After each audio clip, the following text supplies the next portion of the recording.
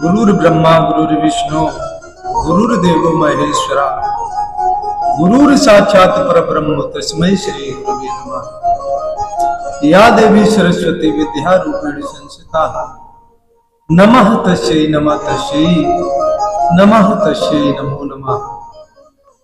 यम प्रभजन्तमनपेतं पेतकृत्यं द्वौपायनो ग्रह कातुराजुहाव पुत्रेतु तन्मतया तर्भो विनेदु तम सर्वभूत हृदयेषु मुनिमानितोषु। गुरुदेव भगवान, माता सरस्वती और श्री सुखदेव भगवान के चरणों में वंदन अभिनंदन करते हुए, माता पिता के चरण कमलों में भी अपने सिर को झुकाते हुए अपनी बात को बड़े ही सावधानी पूर्वक आप तक पहुंचाने का प्रयास करते रहेंगे। यही हमारा परम उद्देश्य रहा है, अपने धर्म, अपने समाज को एक नई ऊंचाई पर ले जाने का जो हमने बीड़ा उठाया है, मरते दम तक वो काम हम करते रहेंगे। आप सभी मित्रों को जय श्री राम, जय श्री श्याम, जय जय श्री वृंदावन धाम। प्रिय मित्रों, बंधुओं, शारदीय नवरात्र के पावन पर्व पर माता रानी की बड़ी कृपा है भक्तों के ऊपर। चारों तरफ त्योहार मनाए जा रहे हैं, माता रानी के संकीर्तन हो रहे हैं, गाना बजाना हो रहा है और अभी कुछ ही दिनों के बाद दशहरा आएगा। और जब दशहरा आएगा तो लोग रावण का दहन करेंगे। क्या करेंगे? रावण दहन। और वो लोग रावण को मारने जाएंगे जिन्होंने कभी अपने हृदय के रावण को नहीं पहचाना। और जब जाहिर सी बात है, जब पहचाना ही नहीं तो मारोगे कैसे? अरे भैया, जब किसी चीज को आप देख लोगे तब तो इस पर सुधार हो सकता है। जब देखा ही नहीं है तो सुधार कहां से होगा, बताइए। और वो लोग रावण को मारेंगे जाकर। मैं कहता हूं, क्या रावण इतना बुरा था? नहीं, रावण इतना भी बुरा नहीं था भैया, जितना आज कलयुगी मनुष्य हो रहा है? अरे जिस माँ की आराधना हम माँ पूरा जीवन करते हैं, फिर भी वो जगत जननी माँ हमारे हृदय में नहीं आती। और वो माता सीता के रूम में उसके यहाँ महीनों तक रही अशोक वाटिका, तो क्या वो कोई साधारण था? नहीं। आइए हम आप जानते हैं कि आखिर में ये रावण था कौन। इसके लिए हमें आपको एक पौराणिक कथा सुनानी पड़ेगी। बात उस समय की है मेरे प्यारे बंधुओं कि ब्रह्मा जी की सृष्टि में 4 मानस पुत्र हुए, जिनके नाम है सनक, सनंदन, सनातन, सनत कुमार। चारों बेटों से ब्रह्मा जी ने कहा, बेटा, हाँ पिताजी बोलिए, मेरा ये आदेश है कि आप गृहस्थ धर्म में प्रवेश करें, शादी विवाह करें, हमारी सृष्टि को आगे बढ़ाएं। चारों पुत्रों ने मना कर दिया, नहीं नहीं पिताजी, हम गृहस्थ आश्रम में नहीं जाएंगे। फिर आप क्या करेंगे? बोले, हम तो भगवान का भजन करेंगे। तो ब्रह्मा जी ने आशीर्वाद दिया, जाओ, मेरा आशीर्वाद है, तुम्हारी अवस्था बहुत बीत जाने पर भी हमेशा 5 वर्ष के ही लगोगे। और सृष्टि में सबसे पहले पुरुष हैं कौन? सनक, सनंदन, सनातन, सनत कुमार। लेकिन आज भी ऐसा हमारा वेद शास्त्र बताते हैं, कहते हैं, आज भी उनकी अवस्था ऐसा लगता है जैसे 5 वर्ष की बालक की हो। है तो सबसे पहले आए थे। प्रभु का आशीर्वाद है।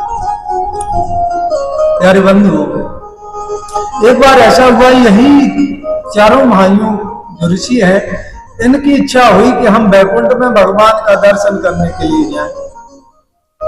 और संत महात्माओं का तो ये लक्ष्य होता है प्रभु का दर्शन करना, उनका भजन करना। पहुंच गए सीधे वैकुंठ। वैकुंठ पर जो है भगवान के प्रिय पार्षद जय विजय खड़े थे। और ज्यों ये चारों भाई प्रवेश करने लगे तो उन्होंने यूं डंडा लगा दिया। चारों ऋषि चौंक गए, अरे पालो, ये क्या कर रहे हो? बोले प्रभु ने अभी भोजन किया है, अभी शयन में है, और थोड़ा आप इंतजार कर लो, उसके बाद में दर्शन करना जब टाइम हो जाए। ऋषि कहने लगे क्या तुम्हारा दिमाग खराब हो गया है? हम कहीं भी आए जाए, हमें कोई रोक टोक नहीं है, और फिर तुम्हारे मालिक ने हमें ये स्वतंत्रता दी है कि कभी भी हम उनका दर्शन कर सकते हैं। आप कौन होते हैं रोकने टोकने वाले? दोनों पार्षद भगवान के हंसने लगे, कौन? जय और विजय। कहने लगे ये तो अच्छी बात नहीं है महात्मन, अरे किसी के घर में कोई टाइम टेबल होता है उससे मिलने जुलने का, आपका जब मन हुआ तब आ जाएंगे आप, ऐसा थोड़ी ना होता है। मैंने कहा ना प्रभु विश्राम कर रहे हैं, अभी अभी उन्होंने भोजन किया, विश्राम कर रहे हैं। चारों ऋषियों को क्रोध आ गया उन जय विजय की उदंडता को देखकर। तुरंत जो है क्रोध में भरकर आंखें लाल लाल हो गई, श्राप दे दिया, अरे मूर्खों, भला वैकुंठ में भगवान को किससे परेशानी हो सकती है? तुम्हारे दिल में, तुम्हारे दिमाग में परेशानी है, इसीलिए मूर्खो तुम अब वैकुंठ में रहने के कदापि अधिकारी नहीं रहे हो। हम तुम्हें वहां भेजने की व्यवस्था करते हैं जहां पर मनुष्य के सबसे बड़े शत्रु काम, क्रोध, मद, लोभ, ये 4 शत्रु जो मनुष्य के हैं वो निवास करते हैं। जाओ, मेरा श्राप है, तुम इसी समय वैकुंठ से तुम्हारा पतन हो जाए और तुम मृत्यलोक में पहुंच जाओ। और जब इतने वचन सुने, श्राप सुना, तो भगवान स्वयं प्रकट हो गए। अरे महात्मा क्या हुआ, क्या बात हो गई? और जैसे ही भगवान को देखा तो चारों ऋषि प्रभु के चरणों में सिर रखते हैं, भगवान आपका दर्शन प्राप्त हो गया, मेरा जीवन धन्य हो गया। भगवान मुस्कुराए, अरे महात्मा बहुत सुंदर, आप तो धर्म के प्रतीक हैं, आप क्रोध क्यों कर रहे थे, क्या बात हो गई? ऋषियों ने कहा ये तुम्हारे पार्षद जो हैं जय विजय, ये हमें आपका दर्शन नहीं करने दे रहे थे। भगवान 3 घड़ी हमें दर्शन में इन्होंने विलंब किया, हमने इनकी व्यवस्था बहुत अच्छी जगह कर दी है। अब 3 जगह ये राक्षस बनेंगे 3 जन्मों तक। जय विजय ने जैसे ही सुना तो हाहाकार करने लगे, भगवान मेरा तो पतन हो जाएगा, मेरे उद्धार का कोई कारण आप उपाय सोचें हे दीनबंधु। भगवान कहने लगे देखो श्राप तो ऋषियों का हम भी नहीं काट सकते, लेकिन मैं तुम्हें एक वचन देता हूं, अब तुम्हें राक्षस तो बनना पड़ेगा 3 जन्मों तक, लेकिन मेरा ये आशीर्वाद है कि तुम्हें मारने के लिए हम स्वयं प्रकट होंगे। बाकी तुम्हें कोई नहीं मार सकता, इतने बलशाली हो गया, हमारे पार्षद हो, भला तुमसे कौन टकराएगा। इसलिए पहला जन्म इनका हुआ था हिरण्यकश्यप और हिरण्याक्ष के रूप में।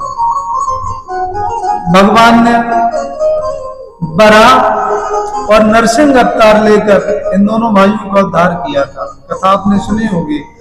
दूसरा कुंभकर्ण और रावण, भगवान श्री राम लक्ष्मण जी गए लंका, सब आप सुनी होगी कथा। तीसरा जो अवतार हुआ है दंत्रवत और शिशुपाल, भगवान कृष्ण कन्हैया ने इनका उद्धार किया। भगवान की लीलाएं बड़ी विचित्र है भागवत में। तो ये कोई साधारण नहीं है जो रावण का हम दहन करने जा रहे हैं, ये कलयुगी मनुष्य जिसने अपने हृदय में, मैं ये कहना चाहता हूं, काम, क्रोध, मद, लोभ, ईर्ष्या, ये जो हमारे अंदर रावण बैठे हुए हैं, जिन्होंने घर बना लिए हैं, इनको तो पहचाना नहीं और चले हैं उस रावण को मारने के लिए। या पटाखे फोड़ने से रावण मर जाएगा? तुम्हारी मति मारी गई है। अरे तुम किस रावण को मारने जा रहे हो? जो तुम्हारे हृदय में रावण बैठा हुआ है, जो तुम्हारे शरीर में है, उस रावण को तो पहचान नहीं पाए, उसे तो मारने की बात छोड़ो, पहचान ही नहीं पाए। उस रावण को मारने जाओगे जो भगवान के पार्षद थे, जिनको मारने के लिए भगवान स्वयं अवतार लिए। रावण इतना भी बुरा नहीं था, है? तुम लोगों से तो कई गुना अच्छा होगा, सुधर जाओ। एक परंपरा होती है, मैं ये नहीं कहता हूं, लेकिन क्या कभी ये विचार किया है जिसने जगत जननी माता सीता का दर्शन किया हो, क्या इतना बुरा हो सकता है?